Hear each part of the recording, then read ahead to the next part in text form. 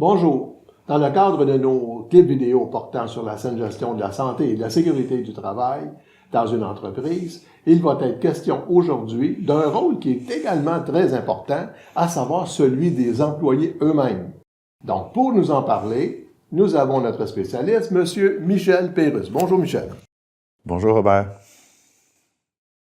Pour avoir réalisé 2 revues de littérature au bénéfice de la CNESST, il y a un phénomène intéressant qui est apparu, c'est que la première clé de succès, c'est l'engagement actif de la direction pour les programmes de santé et sécurité. La deuxième clé de succès, c'est l'engagement actif des employés.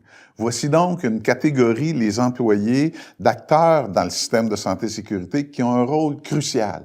En bout de ligne, c'est eux qui vivent avec le danger, c'est eux qui ont des idées.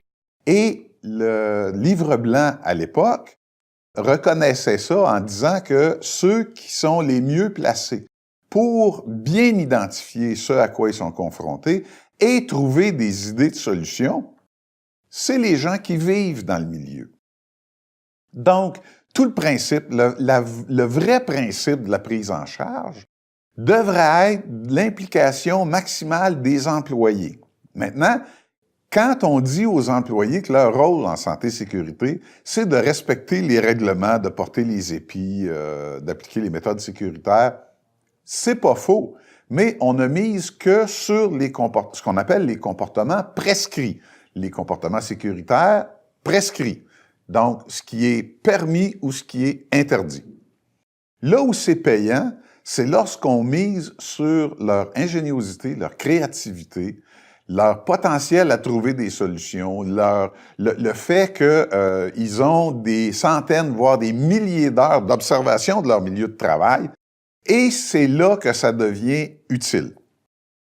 L'idée, c'est d'aller chercher leurs idées, leur créativité. On va les responsabiliser.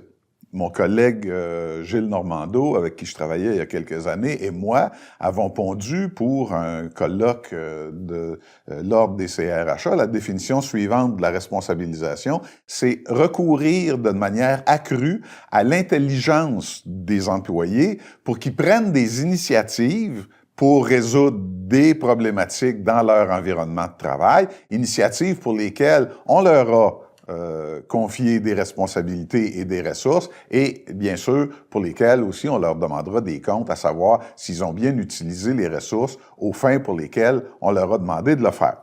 Il y a une brasserie que je ne nommerai pas, mais que vous avez 50 bonnes raisons de reconnaître, qui a eu une initiative au milieu des années 80, ça s'appelait le Club des débrouillards 50.